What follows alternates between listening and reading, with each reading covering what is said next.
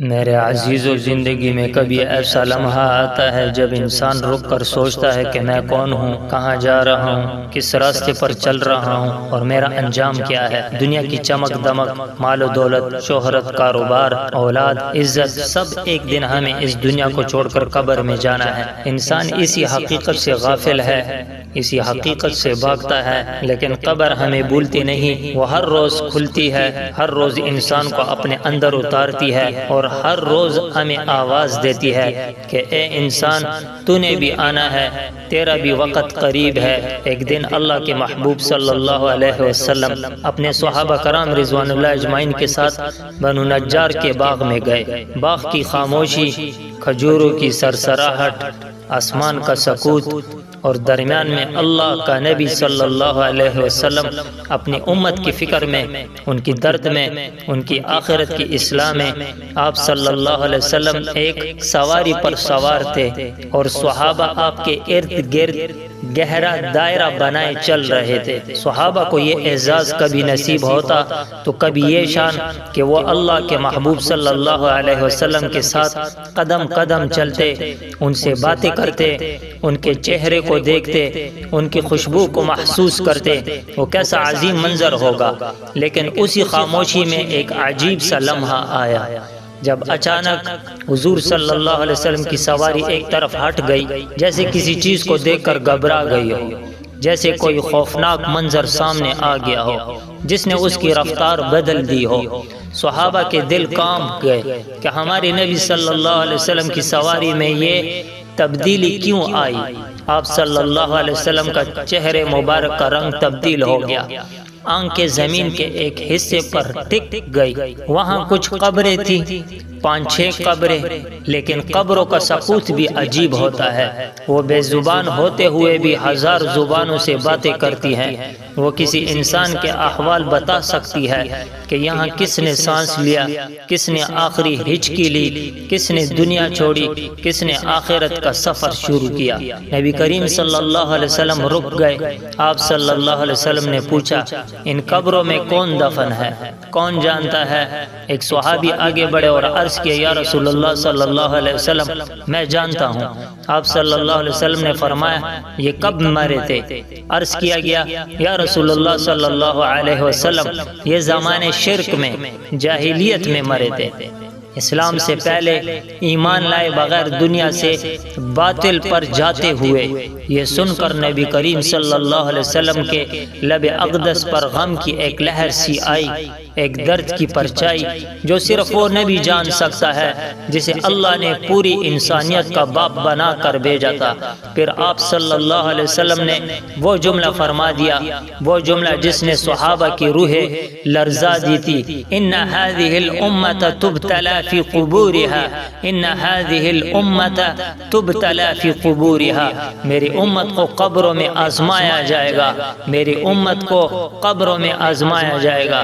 میرے بھائیو، یہ جملہ ایسے تھا جیسے آسمان کی بجلی گری ہو، جیسے پوری کائنات چیخ کر کہہ رہی ہو، اے غافل انسان، قبر تیرے لیے سوال ہے، آزمائشیں ہیں، اندھیرے ہیں، فرشتوں کا سخت لہجہ ہے، اعمال کی باز پرس ہے، حق و باطل کا فرق ہے۔ پھر نبی کریم صلی اللہ علیہ وسلم نے ایک ایسا جملہ فرمایا کہ میرے عزیزو، اگر انسان اسے دل سے سوچے تو اس کا کلیجہ پھٹ جائے۔ آپ صلی اللہ علیہ وسلم نے فرمایا، اگر مجھے یہ خوف نہ ہوتا کہ تم اپنے مردوں کو دفنانا چھوڑ دو گے تو میں اللہ تعالیٰ سے دعا کرتا کہ وہ تمہیں قبر کے عذاب کی آواز سنا دے جو میں سنتا ہوں۔ اے میرے بھائیو، سوچو تو صحیح، یہ کون فرما رہے ہیں؟ وہ نبی کریم صلی اللہ علیہ وسلم جو سب سے زیادہ رحم دل، سب سے زیادہ نرم مزاج، سب سے زیادہ امت کے لیے شفیق تھے۔ آپ صلی اللہ علیہ وسلم کی محبت کا یہ عالم تھا کہ ایک بچہ بھی روت پڑتا تو آپ صلی اللہ علیہ وسلم نماز مختصر کر دیتے۔ ایک عورت بھی پریشان ہوتی تو آپ صلی اللہ علیہ وسلم اس کا مسئلہ فوراً حل کر دیتے۔ آپ صلی اللہ علیہ وسلم نے کبھی کسی کے درد کو معمولی نہیں سمجھا۔ تو ذرا سوچو میرے بھائیو، اگر حضور صلی اللہ علیہ وسلم عذاب قبر کی آوازیں سنتے ہیں اور ان کی شدت ایسی ہے کہ آپ صلی اللہ علیہ وسلم چاہتے ہیں کہ امت کو بھی سنائیں، لیکن اس ڈر سے نہیں سناتے کہ امت قبر میں دفن کرنا چھوڑ دیں گے تو قبر کا عذاب کتنا سخت ہوگا۔ پھر حضور اکرم صلی اللہ علیہ وسلم صحابہ کی طرف متوجہ ہوئے۔ آپ صلی اللہ علیہ وسلم کی آنکھوں میں امت کی فکر تھی، وہ درد جو صرف نبی ہی محسوس کر سکتا ہے۔ نبی کریم صلی اللہ علیہ وسلم نے فرمایا، عذاب جہنم سے اللہ کی پناہ مانگو، اور صحابہ نے اجتماعی طور پر کہا، نعوذ باللہ من عذاب النار۔ پھر فرمایا، عذاب قبر سے اللہ کی پناہ مانگو، اور وہی جواب، نعوذ باللہ من عذاب القبر۔ اور پھر فرمایا، ظاہری اور باطنی فتنوں سے اللہ کی پناہ مانگو۔ صحابہ نے پھر کہا، نعوذ باللہ من فتن ما ظہر منہ وما بطن۔ پھر فرمایا، دجال کے فتنے سے اللہ کی پناہ مانگو، اور صحابہ نے پھر کہا، نعوذ باللہ من فتنۃ الدجال۔ میرے بھائیو، ان چند جملوں میں پوری زندگی کی حقیقت چھپی ہے۔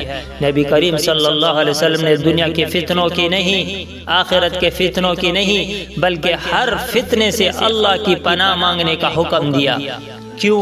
کیونکہ دنیا میں فتنے ہیں، قبر میں فتنے ہیں، آخرت میں فتنے ہیں، مال فتنہ، اولاد فتنہ، شہوت فتنہ، عزت فتنہ، ہر طرف فتنے ہیں، اور انسان بینائی رکھتا ہے لیکن بصیرت کھو دیتا ہے۔ دنیا نظر آتی ہے، آخرت بھول جاتی ہے۔ میرے عزیزو، آج ہم کب سوچتے ہیں قبر کے بارے میں؟ کون رات کو بستر پر لیٹ کر سوچتا ہے کہ میں بھی کبھی اس بستر پر نہیں سو سکوں گا، میں بھی کبھی اسی زمین میں اتارا جاؤں گا جہاں آج لاکھوں انسان سو رہے ہیں؟ کون سوچتا ہے کہ میرا نفس، میرا بدن، میری آنکھیں، میرا دل سب ختم ہونے والا ہے؟ لیکن حقیقت تو یہ ہے کہ قبر کی زندگی اصل زندگی کی شروعات ہے۔ قبر وہ دروازہ ہے جو یا تو جنت کی کھڑکی بن جاتا ہے یا جہنم کا گڑھا۔ نبی کریم صلی اللہ علیہ وسلم نے فرمایا، قبر کا عذاب سچ ہے، قبر کی نعمتیں سچ ہیں، قبر میں سکون بھی ہے اور قبر میں تنگی بھی ہے، قبر میں روشنی بھی ہے اور قبر میں اندھیرا بھی ہے، قبر میں فرشتے بھی آتے ہیں اور قبر میں فوراً حساب بھی ہوتا ہے۔ زید بن ثابت رضی اللہ عنہ کی یہ روایت یہ بھی بتاتی ہے کہ قبر کی حقیقت صرف حکایت نہیں، یہ وہ سچ ہے جو نبی کریم صلی اللہ علیہ وسلم نے اپنی آنکھوں سے دیکھا، اپنی کانوں سے سنا اور اپنی امت کو خبردار کیا کہ کہیں تم غافل نہ رہ جانا، آج ہماری زندگی گناہوں میں ڈوبی ہوئی ہے، زبان فضول باتوں میں، دل دنیا کے پیچھے، دماغ خواہشات میں، رات نیند کی مستی میں، دن شہوت کی دوڑ میں، اور قبر ہم بھول چکے ہیں۔ آج کے مسلمان کے پاس ہر چیز ہے لیکن خوف خدا نہیں، عبادت ہے لیکن روح نہیں، تلاوت ہے لیکن آنسو نہیں، ذکر ہے لیکن دل نہیں، نماز ہے لیکن خشوع نہیں، اور نتیجہ یہ کہ قبر کی یاد ہمارے دلوں سے مٹ چکی ہے۔ میرے بھائیو، نبی کریم صلی اللہ علیہ وسلم نے جب صحابہ سے کہا کہ قبر کا اگر عذاب سنتے تو دفنانا چھوڑ دیتے، یہ اس امت پر کیا شفقت ہے۔ آپ صلی اللہ علیہ وسلم ہمیں پہلے سے بتا رہے ہیں کہ میری امت خبردار، یہ راستہ مشکل ہے، یہ سفر اکیلا ہے، یہ منزل خوفناک ہے، تیار ہو جاؤ، تیار ہو جاؤ۔ جیسے ماں اپنے بچے کو سڑک پار کرتے وقت بار بار کہتی ہے، بیٹا دھیان سے، بیٹا احتیاط سے، بیٹا بچ کر۔ نبی کریم صلی اللہ علیہ وسلم بھی ایسے ہی اپنی امت کو فتنوں سے خبردار کر رہے ہیں۔ آج ہمیں سب سے زیادہ ضرورت ہے کہ ہم اپنے دلوں کو قبر کی حقیقت سے زندہ کریں۔ قبر کی فکر انسانوں کو گناہوں سے بچاتی ہے، دل میں نرمی پیدا کرتی ہے، انسان کو عاجزی سکھاتی ہے، زبان کو پاک رکھتی ہے، نگاہ کو نیچا کرتی ہے، ہاتھ کو حرام سے روکتی ہے۔ جو شخص قبر کو یاد رکھتا ہے وہ کسی عورت کی طرف غلط نظر نہیں کرتا، وہ کسی کا مال نہیں کھاتا، وہ بدلہ نہیں لیتا، وہ جھوٹ نہیں بولتا، وہ تکبر نہیں کرتا، وہ دل میں بغض نہیں رکھتا، کیونکہ اسے معلوم ہے کہ قبر ان سب چیزوں کا حساب لے گی۔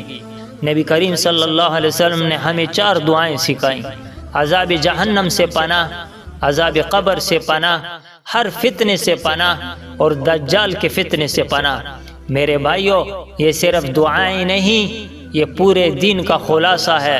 جو جہنم سے بچ گیا نجات پا گیا، جو قبر سے بچ گیا سفر آسان ہو گیا، جو فتنوں سے محفوظ ہو گیا ایمان سلامت رہا، جو دجال سے بچ گیا آخری امتحان سے کامیاب گزر گیا۔ لیکن یہ سب کیسے ملے گا؟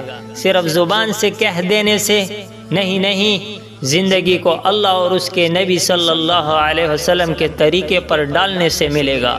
زبان پر ذکر ہو، دل میں خوف خدا ہو، آنکھوں میں حیا ہو، ہاتھوں میں خیر ہو، قدموں میں اطاعت ہو، مال میں حلال ہو، گھر میں ایمان ہو تو قبر آسان ہو جائے گی۔ میرے بھائیو، اللہ سے دعا ہے کہ وہ ہمیں قبر کے سوال کا صحیح جواب دینے کی توفیق دے۔ یہ سوال کوئی کھیل تماشا نہیں۔ من ربک، ما دینک، ما تقول فی ھذا الرجل، اور یہ جواب زبان نہیں دے گی بلکہ دل دے گا۔ دل میں اگر دنیا کی محبت بری ہو تو زبان بھی رک جائے گی۔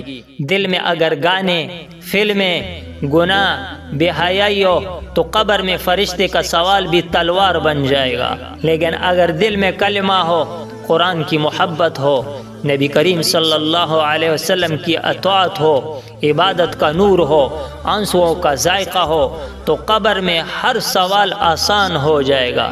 یا اللہ ہمیں جہنم کے عذاب سے بچا، یا اللہ ہمیں قبر کے عذاب سے محفوظ فرما، یا اللہ ہمیں ہر ظاہری اور باطنی فتنے سے بچا، یا اللہ ہمیں دجال کے فتنے سے محفوظ فرما، یا اللہ ہماری قبر جنت کے باغ بنا دے، یا اللہ جب فرشتے آئیں تو ہمیں اپنی رحمت میں لے لینا، آمین یا رب العالمین۔